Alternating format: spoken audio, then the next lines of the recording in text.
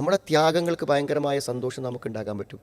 ജീവിതത്തിൽ ഓരോ പ്രയാസങ്ങളും പ്രതിസന്ധികളും വരുമ്പോൾ നമ്മൾ ഇതെന്തെനിക്ക് വന്നു എങ്ങനെയെന്നൊക്കെ പക്ഷേ അതിനെ അതിജീവിച്ച് കഴിഞ്ഞാൽ ഉണ്ടാകുന്ന ഒരു മധുരമുണ്ടല്ലോ, അത് ജീവിതത്തിൽ നമ്മൾ നെല്ലിക്കയെക്കുറിച്ച് പറയുന്നപ്പോൾ തിന്നുമ്പോൾ കയ്പുണ്ടെങ്കിലും ശേഷം കിട്ടുന്നൊരു മധുരമുണ്ടല്ലോ എന്ന പോലെ. അസ്സലാമു അലൈക്കും വറഹ്മത്തുള്ളാഹി അൽഹംദുലില്ലാ വസ്സലാത്തു വസ്സലാമു അലാ റസൂലില്ലാ വഅലാ ആലിഹി വസ്വഹാബിഹി അജ്മഈൻ.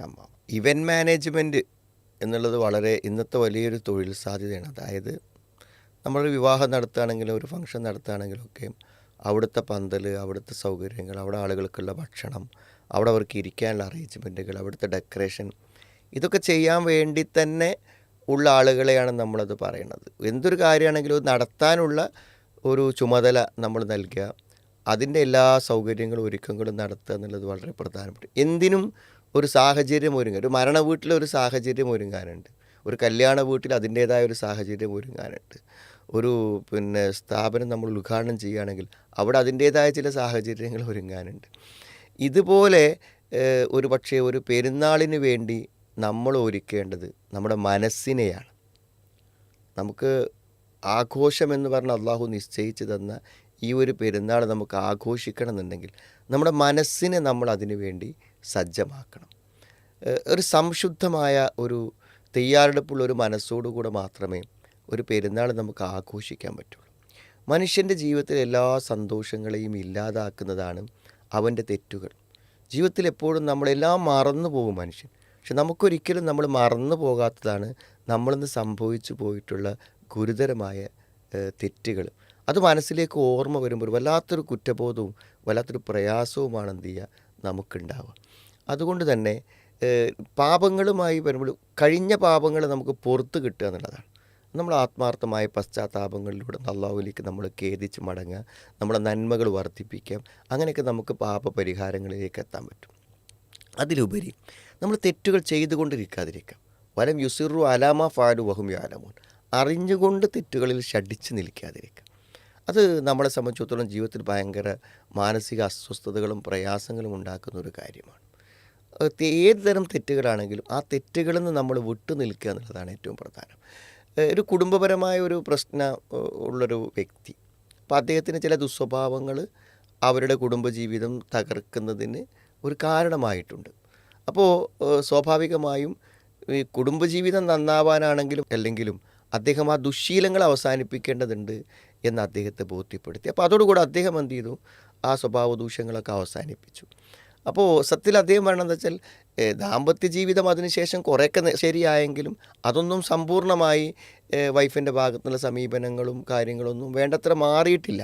പക്ഷേ എങ്കിൽ പോലും ഞാൻ ജീവിതത്തിൽ ഭയങ്കരമായ ഒരു സന്തോഷം അനുഭവിക്കുന്നു. കാരണം ആ ഒരു കാരണം കൊണ്ട് എൻ്റെ ജീവിതത്തിലെ ചില ദുശ്ശീലങ്ങളും തിന്മകളും ഒഴിവായല്ലോ എന്നാണ്.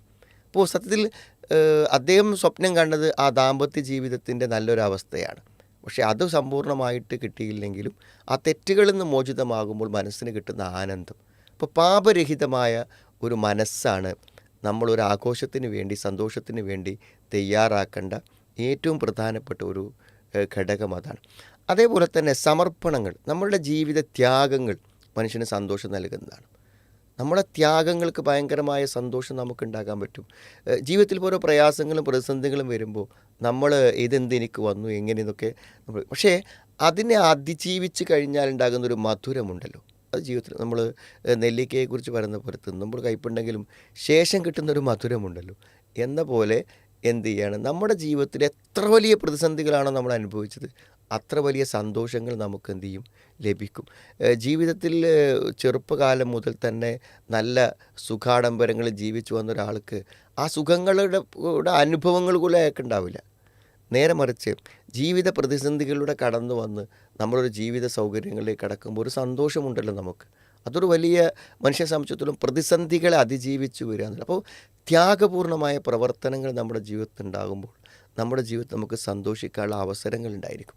എന്നാലും മടിയും അലസതയുമായി നമ്മൾ മാറി നിൽക്കുമ്പോൾ സ്വാഭാവികമായും ജീവിത സന്തോഷങ്ങൾ നമുക്ക് ഇല്ലാതാവുകയാണ് ചെയ്യുക എന്ന് അതാണ് സന്തോഷത്തിൻ്റെ രണ്ടാമത്തൊരു കാര്യം.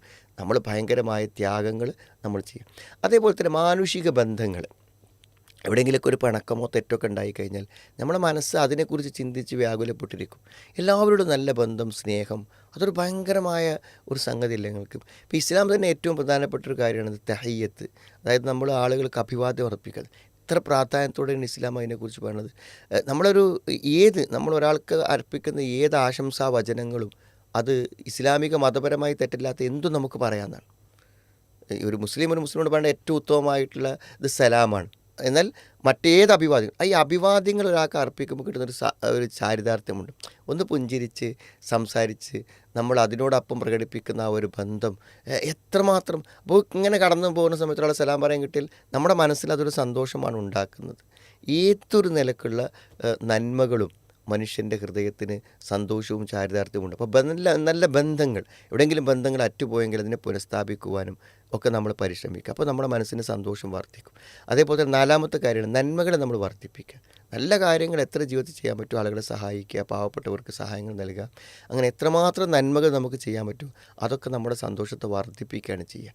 നമ്മുടെ സഹായം കൊണ്ട് ഒരാൾ ജീവിതത്തിൽ രക്ഷപ്പെട്ടു വരുന്നത് കാണുക എന്ന് പറഞ്ഞാൽ അതിനേക്കാളും ചാരിതാർത്ഥ്യമുള്ള സന്തോഷമുള്ള മറ്റ് കാര്യങ്ങൾ എന്താണുള്ളത്. അതുകൊണ്ട് സന്തോഷമുള്ളൊരു മനസ്സുണ്ടാക്കാൻ നമ്മൾ ബോധപൂർവ്വം പരിശ്രമിക്കാം. എങ്കിൽ ഈ പെരുന്നാളിൻ്റെ സന്തോഷം അനന്തമായി നമ്മുടെ ജീവിതത്തിൽ തുടരും. അള്ളാഹു തൗഫീക്ക് പ്രദാനം ചെയ്യുമാറാവട്ടെ.